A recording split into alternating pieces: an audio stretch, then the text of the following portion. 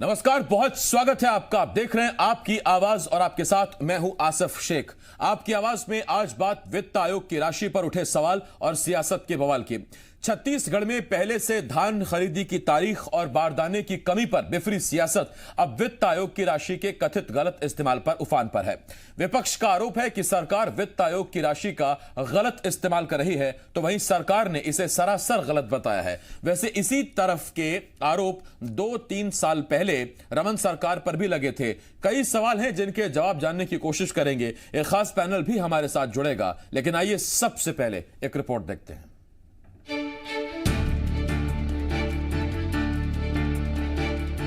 पहले धान खरीदी की तारीख और फिर बारदाने पर बिफरी छत्तीसगढ़ की सियासत में अब वित्त आयोग की राशि के दुरुपयोग पर घमासान मचा है। विपक्ष का आरोप है कि छत्तीसगढ़ की बघेल सरकार ने 14वें वित्त आयोग की राशि का गलत इस्तेमाल किया है। केंद्र की तरफ से आई राशि को दूसरे मदों में खर्च किया जा रहा है, तो दूसरी तरफ बीजेपी का यह भी आरोप है कि बघेल सरकार 15वें वित्त आयोग की राशि भी अटका रही है और सरपंचों को ये राशि नहीं दी जा रही। केवल उस पैसे का डाइवर्सन अपने हिसाब से जो सरकार, मुझे लगता है उचित नहीं है। 5 पंचायतों में पूरे कार्य रुके हुए हैं और सरपंचों को काम करने का कोई अधिकार दिया नहीं है, इन्होंने छीन लिया है। ये उनको वापस मिलने चाहिए और वो राशि अपने हिसाब से जो गाइडलाइन केंद्र के उसके हिसाब से खर्चा करने का उनको आदेश जारी करना चाहिए। विपक्ष ने सरकार पर गंभीर आरोप लगाए तो जवाब सरकार की तरफ से भी आया और विपक्ष के आरोपों को सरकार ने सिरे से खारिज कर दिया। वित्त आयोग का तो समय अब खत्म हो रहा है, उसके पैसे आके तो 15 वित्त आयोग भी लागू हो जाएगा। जो पैसे उसके माध्यम से खर्च होने हैं उसके बाहर खर्च नहीं किए जा सकते। ये सामान्य रूप से जो पैसे आते हैं उसमें बातें लिखी रहती हैं कि ये पैसे किस चीज़ों में खर्चे होने हैं और उसके बाहर खर्चा हो रहा है, ये मेरी जानकारी कहीं नहीं है। आपको याद होगा कि रमन सरकार के वक्त कांग्रेस ने इसी 14वें वित्त आयोग की राशि के गलत इस्तेमाल के आरोप लगाए थे, जिसके बाद रमन सरकार को वित्त आयोग की राशि पंचायतों को वापस करनी पड़ी थी। अब सवाल ये है, क्या वाकई पंचायत के हक के पैसे का गलत इस्तेमाल किया जा रहा है? सत्यप्रकाश, जी मीडिया, रायपुर। तो ये एक रिपोर्ट हमने आपको दिखाई। 3 खास मेहमान हमारे साथ जुड़ रहे हैं। हमारे साथ अजय साहू जी, प्रवक्ता कांग्रेस की तरफ से, बीजेपी की तरफ से प्रवक्ता नेता श्रीचंद सुंदरानी जी और ब्यूरो चीफ छत्तीसगढ़ देवेश तिवारी हमारे साथ जुड़ रहे हैं। बहुत स्वागत करता हूं मैं आप तीनों का। सबसे पहले सुंदरानी जी, आज डिबेट की शुरुआत आपसे करते हैं। सुंदरानी जी, मुझे ठीक याद आता है यही महीना था आज से 3 साल पहले 2017 में 14वें वित्त आयोग का जब पैसा आया था तो आपने पंचायतों को देने की जगह उसके मोबाइल टावर लगवा दिए थे। जब विपक्ष ने हंगामा किया, आप पर आरोप लगे कि गलत इस्तेमाल कर रहे हैं, तब जाकर आपने मोबाइल टावर कैंसिल किया और राशि पंचायतों तक पहुंची थी। क्या ये बात ठीक नहीं है? आसिफ जी, बिल्कुल ठीक है। आपने बहुत सही बात उठाई है। मैं आपकी बात का समर्थन करता हूँ। 14वें वित्त आयोग के जो पैसे आए थे, हम गांव में पंचायतों को मजबूत करने के लिए, गांव के लोगों को मजबूत करने के लिए मोबाइल टावर लगा रहे थे, लेकिन आपत्ति आई, हमने सारे पैसे पंचायतों को वापस कर दिए विकास के लिए।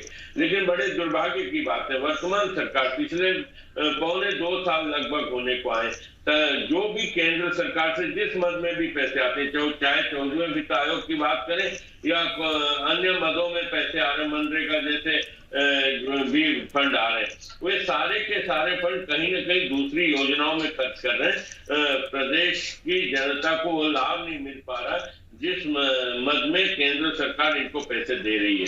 तो इनको ये सुनिश्चित करना चाहिए, केंद्र से जो भी पैसा है, बार बार ये केंद्र के रोने रोते हैं, मोदी सरकार को कोसने का काम करते हैं, लेकिन मोदी सरकार से जितने पैसे इनके पास आ रहे हैं, क्या उसी मद में खर्च कर रहे हैं क्या? तो आपको बिल्कुल जवाब मिलेगा नहीं। आज मैं स्वास्थ्य मंत्री जी का बयान सुन रहा था, टी.एस. सिंहदेव बहुत अच्छे नेता हैं, मैं बड़ा उनका सम्मान करता हूँ, लेकिन उन्होंने इस बात को नकारा नहीं। उन्होंने ये कह के टाल दिया कि मुझे जानकारी नहीं कि 14वें वित्त आयोग का जो पैसा है किसी अन्य मद में खर्च हो रहा है। तो निश्चित रूप से ये बात तो है कि आज विकास थम गया है, पंचायतों की हालत बहुत बदतर है, सरपंचों के पास कोई पैसा नहीं, काम करने का कोई स्थान नहीं, बल्कि 40,000 करोड़ से अधिक का कर्ज ये सरकार पिछले 17-18 महीने में ले चुकी है। तो कहीं ना कहीं सरकार का खजाना खाली है और बार बार ये दावा किया जाता है कि हम राजस्व में नंबर 1 है, हर क्षेत्र में नंबर 1 है, तो वो कहाँ है वो पैसे, कहाँ जा रहे पैसे? बल्कि मैं तो यहाँ तक कहूंगा आसिफ जी कि अवैध शराब बिकाई जा रही है, वो राजस्व की क्षति भी पहुंचाई जा रही है, अवैध रेती की खदानें चल रही है, ये सारे राजस्व को क्षति पहुंचाने वाले काम राज्य सरकार कर रही है आसिफ जी। मैं सुनाने जी लौट रहा हूं इस पर आपके पास, इस पर मैं और भी सवाल पूछूंगा आपसे। साहू जी आपके पास आ रहा हूं। साहू जी देखिए, मम्मी की चूड़ी के पैसे से अगर आप पापा के जूते खरीदेंगे तो उसमें सर है तो परिवार का ही विकास, अब चाहे वो मम्मी जी की चूड़ी हो या पापा के जूते हो, लेकिन सर नियम तो नियम है ना। आप अगर पापा के जूते के पैसे हैं तो जूता ही आना चाहिए उससे। निश्चित तौर पर जूता ही आना चाहिए और जूता ही आ रहा है। मैं तो ये कह रहा हूं, जो लोग ये आरोप लगा रहे हैं कि मम्मी की चूड़ी आई है, उनको ये भी बताना चाहिए कि कौन से ब्रांड की चूड़ी खरीदी गई है। भारतीय जनता पार्टी के लोग आसिफ जी, इनके पास अध्ययन नहीं होता है। ये जो आरोप लगा रहे हैं उसका आधार क्या है, को किस मद का पैसा किस मद में खर्चा हुआ है, उस गाइडलाइन को इनको पढ़ लेना चाहिए जिसमें लिखा गया है कि पापा के जूते ही आने चाहिए और मम्मी की चूड़ी आनी चाहिए। तो उस पैसे को उसी मद में ही खर्च करने का प्रावधान है। हम इनकी तरह जिस तरीके से इन्होंने करने का प्रयास किया था, आपने बताया मोबाइल टावर लगवाया था, लेकिन मोबाइल टावर लगे नहीं और इन्होंने मोबाइल बांट दी, क्योंकि कमीशन का पैसा इनको अंदर करना था, चुनाव में जाना था। बिना मोबाइल टावर लगाए घटिया मोबाइल बांटा गया। यह भी एक समय था इस छत्तीसगढ़ के अंदर। सबसे ज्यादा सरपंचों को डराने का काम, धमकाने का काम, उन पर धारा 141 के तहत 141 के तहत कार्रवाई करने का काम, धारा 141 धारा लगाकर सरपंचों को बर्खास्त करने का काम कलेक्टरों के माध्यम से सबसे ज्यादा हुआ है। तो डॉक्टर रमन सिंह जी की सरकार के कार्यकाल में हुआ है। आरोप लगाने से पहले उसको भी देखना चाहिए। और ये लोग जो बात करते हैं कि केंद्र सरकार से जो पैसा आता है, मैं बड़ी जिम्मेदारी के साथ कहना चाहता हूं, इससे पहले भी जब डॉक्टर रमन सिंह जी छत्तीसगढ़ के मुख्यमंत्री थे, केंद्र में यूपीए की सरकार थी, कितना पैसा आता था? डॉक्टर रमन सिंह जी के कुल बजट का 68% पैसा केंद्र सरकार विभिन्न मदों में देती थी। ये क्या करते हैं? ये जो पैसा हमको मिलना चाहिए, छत्तीसगढ़ के विकास में खर्च होना चाहिए, सीएसआर मद का पैसा दिल्ली ले जाते हैं कोविड के नाम से, और हम पर आरोप लगाते हैं कि हमने दुरुपयोग किया। दुरुपयोग करने का काम आप कर रहे हो। जीएसटी में हम पूरे देश में नंबर 1 नंबर 2 रहे हैं, सर्वाधिक जीएसटी कलेक्शन करके हम आपको देते हैं, और आप क्या करते हो? हमारा पैसा हमको लौटाते नहीं हो। 8,800 करोड़ रुपए लेने हैं, लेकिन केंद्र सरकार जो है वो कंगाली के कगार पर आ गई है, पैसा नहीं है। तो वो केंद्रीय मंत्री कहती हैं सीतारमण जी कि आप कर्ज ले लो, हम आपको पैसा नहीं दे सकते। तो ये जो भारतीय जनता पार्टी के लोग आरोप लगा रहे हैं आसिफ जी, ये एक तरह से छत्तीसगढ़ के अर्थद्रोही लोग हैं, जो छत्तीसगढ़ के अर्थव्यवस्था के साथ द्रोह करने का काम कर रहे हैं। हम तो वही काम कर रहे हैं जो संविधान में लिखा हुआ है। मैं लौटता हूं इस पर आपके पास साहू साहब। देवेश आपके पास आ रहा हूं। देवेश देखिए, हाल ही में 28 राज्यों को करीब 15,000 करोड़ का शायद 15 वित्त आयोग का पैसा दिया गया है। राज्यों को पहुंचा भी है, बहुत छत्तीसगढ़ को भी आया है। तो जो छत्तीसगढ़ में जो पैसा पहुंचा वित्त आयोग का, वो क्या वाकई पंचायतों तक नहीं पहुंच पा रहा है? क्योंकि पंचायतें हैं ही इसीलिए कि वो अपने विवेक से, अपनी समझ से पंचायतों का विकास करें। अगर सरकारें ही विकास करेंगी तो फिर पंचायतों की आवश्यकता नहीं है। पहली बात, ग्राउंड रिपोर्ट क्या है? पैसे पहुंच रहे हैं कि नहीं पहुंच रहे हैं? पंचायतें भी इंतजार कर रही हैं। देखिए, पंचायत इतने जागरूक है आसिफ जी आज के दौर में कि छत्तीसगढ़ में आपको याद होगा जब मोबाइल टावर लगने की बात आई थी, तब कांग्रेस ने या प्रदेश की जो अपोजिशन पार्टीज हैं उन्होंने बाद में विरोध शुरू किया था। सबसे पहला विरोध सरपंचों ने शुरू किया। जब सरपंचों ने यह कहा कि हम रायपुर आकर के आंदोलन करेंगे अगर हमारे विकास की राशि से टावर लगेगा, तब सरकार को यह निर्णय लेना पड़ा कि उस पैसे से टावर लगाने के बजाय उनका जो डेवलपमेंट का काम है वो उस पे काम किया जाएगा। कांग्रेस ने बाद में उसका विरोध किया था, पहले सरपंचों ने किया था। आज सरपंचों की राशि को आप टच करके देखिए, सरपंच जो है वो रायपुर की सड़कों पर उतर आएंगे और वो तमाम उन विरोध के तरीकों को वो अपनाएंगे जिसके जरिए उनके हक का पैसा जो है, उनके गांव के हक का पैसा जो है वो सरकार कहीं और इस्तेमाल आसानी से कर ले, ऐसा नहीं है। ये जरूर है कि मनरेगा जैसे जो स्कीम है उनको लेकर अलग अलग पॉलिटिकल पार्टीज की अलग अलग आइडियोलॉजी है, उसके हिसाब से वो काम करना चाहते हैं। मनरेगा को जो छत्तीसगढ़ कांग्रेस सरकार है वो कहती है कि एग्रीकल्चर से जोड़ा जाए, हालांकि वो एग्रीकल्चर से जुड़ नहीं पाया है। लेकिन उस मनरेगा की राशि से जो गौठान के काम हो रहे हैं उसमें उसको जरूर जोड़ा गया है, ताकि गांव का डेवलपमेंट, गांव में बनना है गौठान, गांव का गोबर खरीदा जाएगा, उसके लिए एक इंफ्रास्ट्रक्चर डेवलप किया जा सके, तो उस तरह से डाइवर्ट करके खर्च किए जा रहे हैं। और ऐसा नहीं है कि पहली बार बीजेपी कांग्रेस सरकार पे आरोप लगा रही है कि आप दूसरे मत का पैसा दूसरे में खर्च कर रहे हैं। इसके पहले भी कोई भी सरकारें हों, जब केंद्र से किसी मत पर पैसा आता है तो उसकी मूल भावना को देखा जाता है कि उस पैसे की मूल भावना क्या है, उसके आधार पर खर्च कर दिया जाता है। एनआरएसएम का पैसा सालों तक छत्तीसगढ़ आता रहा, उस पैसे से एम्बुलेंस शुरू किया गया, फोटो यहाँ के मुख्यमंत्री की लगा करती थी, यहाँ के स्वास्थ्य मंत्री की लगा करती थी, जबकि केंद्र के स्वास्थ्य विभाग से पैसा आ रहा था। तो ये राज्य सरकारें करती ही हैं, ऐसा नहीं कि छत्तीसगढ़ की सरकार कर रही है या एमपी की सरकार कर रही है। ये पूरे देश में जो राज्य सरकारें होती हैं वो केंद्रीय बजट से जिस मूल भावना के साथ पैसा आ रहा है उसे अपने हिसाब से स्कीम बना करके, अपने हिसाब से अपने राज्य की जरूरतों को ध्यान में रख करके उसे थोड़ा बहुत डाइल्यूट किया जाता है। लेकिन यहां पर अगर बीजेपी आरोप लगा रही है तो हम लोग भी ये चाहते हैं कि स्पेसिफिक आरोप हो, ताकि उस पर लोगों की नजर पड़े कि यदि मनरेगा का पैसा कहीं और ऐसी जगह पर खर्च किया जा रहा है जहां पर लोगों को नुकसान हो रहा है, स्पेसिफिक आरोप यह हो जिसमें पता लगे कि 14वें वित्त आयोग की राशि से कोई ऐसी फिजूल खर्ची हो रही हो जिससे प्रदेश की जनता का बहुत बड़ा नुकसान होने जा रहा है, तो चीजें और स्पष्ट होंगी, और क्लियर होंगी। ठीक, मैं देवेश पूछ लेता हूं। साहू जी ने भी यही सवाल रखा था, और चूंकि सुंदरानी साहब राजनेता होने के साथ साथ व्यापारी भी हैं, अपना बही खाता एकदम चोखा रखते हैं, और तब जबकि धनतेरस से दिवाली है तो बही खाता एकदम और चोखा कर लिया जाता है। सुंदरानी साहब, मेरा आपसे एक सवाल सीधा है सर, अगर पापा के जूते से मम्मी की साड़ी खरीदी जा रही है तो सर बता दीजिए ना सर, कहाँ पैसा खर्च हो रहा है, कहाँ आपको खबर मिल गई कि पैसा कहाँ जा रहा है? कुछ खबर मिली तो बताइए सर। 14वें वित्त आयोग का पैसा अजय साहू जी अभी इतनी बात कर रहे थे, मैं उन्हीं से पूछना चाहता हूँ कितना पंचायतों को राशि अलॉट की गई, बताएं वो फिगर बताएं। मैं चुनौती देता हूँ, नहीं दिया गया 14वें वित्त आयोग का पैसा पंचायतों को जिस मत में आया, चाहे वो मनरेगा हो या कोई अन्य भी। थोड़ा सुंदरानी जी थोड़ा सा और क्लियर, सुंदरानी जी थोड़ा सा और क्लियर, पैसा रोका या पैसे का किसी दूसरे मद में इस्तेमाल किया, दोनों अलग अलग चीजें हैं। दोनों बातें पैसे दूसरे मद में भी खर्च किए जा रहे, नहीं दिया जा रहा। विकास के नाम पे जो पंचायतों को पैसा मिलना चाहिए, सरपंचों को मिलना चाहिए, नहीं मिल रहा है।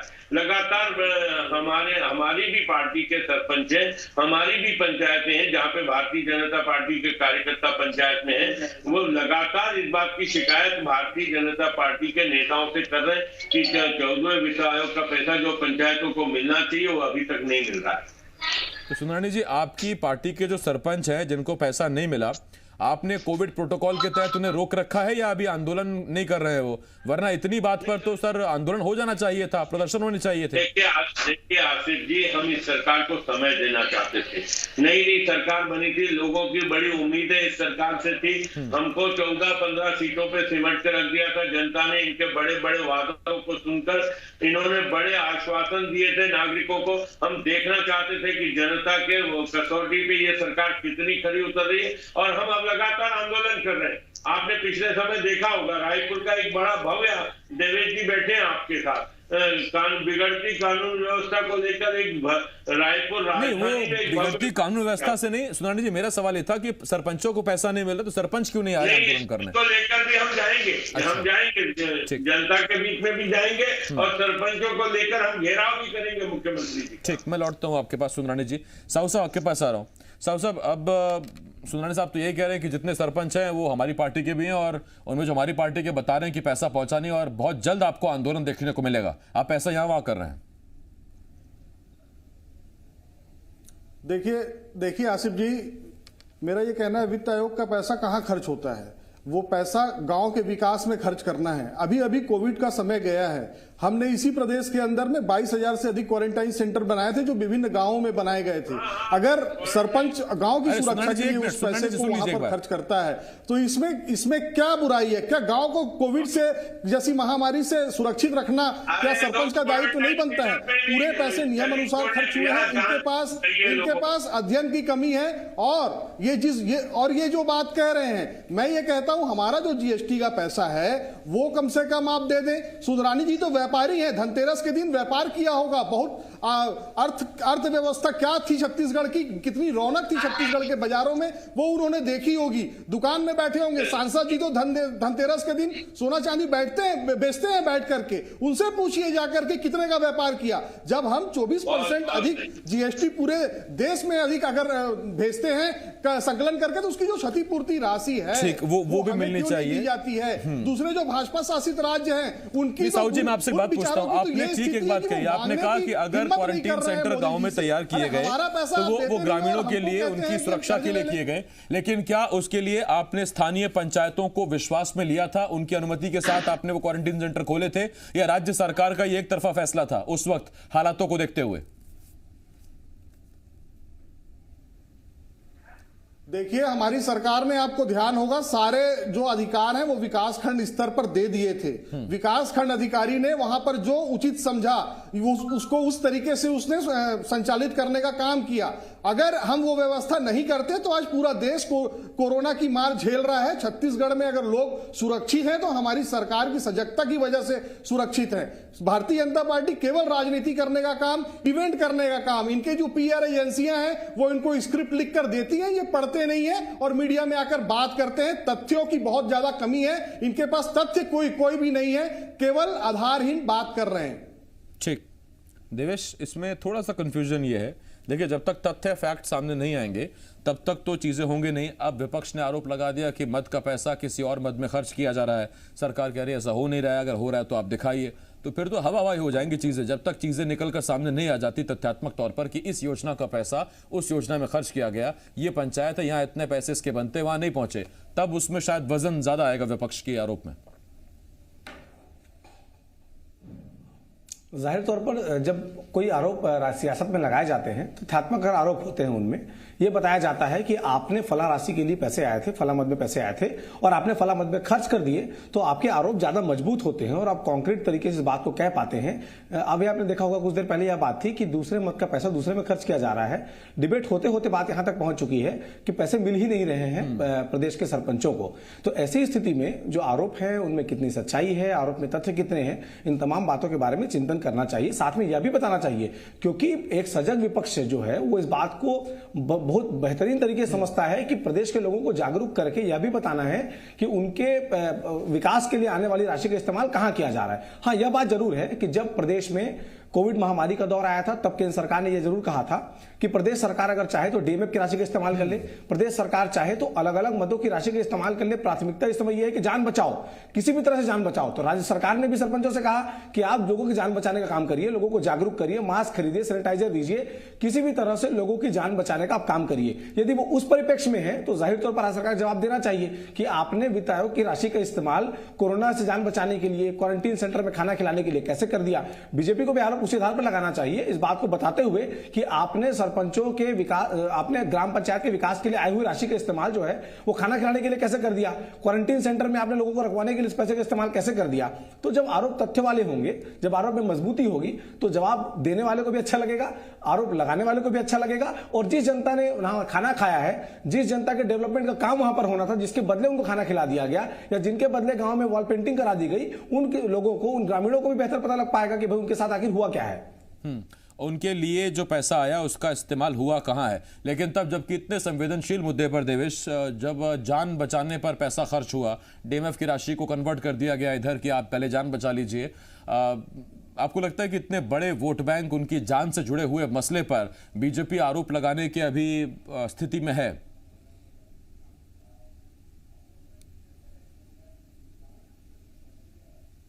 देवेश,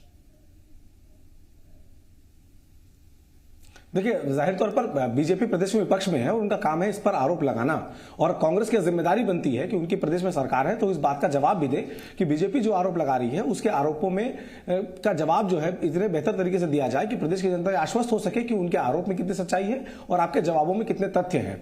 लेकिन कोविड के दौरान यह बात देखने को मिली है कि बहुत सारे अलग अलग डिपार्टमेंट के अलग अलग मदों का पैसा इसमें खर्च हुआ है। सरपंच जो है उनके पास जो वित्त आयोग की राशि थी उसका इस्तेमाल भी उन लोगों ने अलग तरीके से किया है और केंद्र सरकार ने भी इस बात की छूट तमाम राज्य सरकारों को देकर रखी हुई थी कि आप चाहें तो डीएमएफ के मद का पैसा इस्तेमाल कर लीजिए। सीएसआर का पैसा छत्तीसगढ़ के पास था ही नहीं या किसी राज्य सरकार के पास नहीं था, वो सेंट्रल के कोटे में गया, वहां से वो 13 करोड़ के लगभग जो पहली किस्त छत्तीसगढ़ के पास आई थी, जो छत्तीसगढ़ राज्य के उद्योगों का जो सीएसआर मद होता है उसका पैसा जो केंद्र सरकार के पास गया था। तो उस दौरान, कोविड के दौरान, ये अलग अलग जो सेक्टर्स हैं, अलग अलग जो विभाग हैं, उनके पैसे कैसे किस तरह से कोविड के दौरान लड़ने में मदद की जा सकती है। जैसे नगर निगम का पैसा है, नगर निगम के जो बायलाज है उसमें कहीं भी ऐसा नहीं कहा गया है कि वो सैनिटाइजर का छिड़काव करें, या जिनके घर में कोविड मिल रहा है वहां पर जाकर के वो जो एक व्हाइट पाउडर होता है जिसके जरिए वो कोरोना का संक्रमण खत्म करते हैं, उसका वो छिड़काव करें। लेकिन वो किया गया, वो पहली बार हमने देखा कि नगर निगम का काम ये भी है, नगर निगम ब्लीचिंग पाउडर छिड़काव करे, नगर निगम नालियों की सफाई करे, ये हमने देखा था। लेकिन पूरे शहर में एक टैंकर जो है वो दौड़ दौड़ कर सैनिटाइज कर रहा है, स्प्रे कर रहा है, ये पहली बार कोविड के दौरान देखने को मिला है। देवेश, मैं लौट रहा हूं इस पर आपके पास। साहू साहब, एक छोटा सवाल मेरा आपसे। साहू साहब, आप जब बार बार कहते हैं कि आप सबसे ज्यादा रेवेन्यू दे रहे हैं, जीएसटी कलेक्शन कर रहे हैं, क्षतिपूर्ति आपको मिल नहीं रही, उसमें ऊपर से राज्य सरकार ने ही विभागों को कह दिया है कि थोड़ा बजट अपना कम करें, जो भारी भरकम बजट है उसमें अभी आपको और दिक्कत होने वाली है। बजट कम करने को कहा गया है, पंचायतों तक अगर राशि ऐसे में नहीं पहुंचेगी, बजट विभागों का पहले ही कम है, तो फिर अंत्योदय होगा कैसे?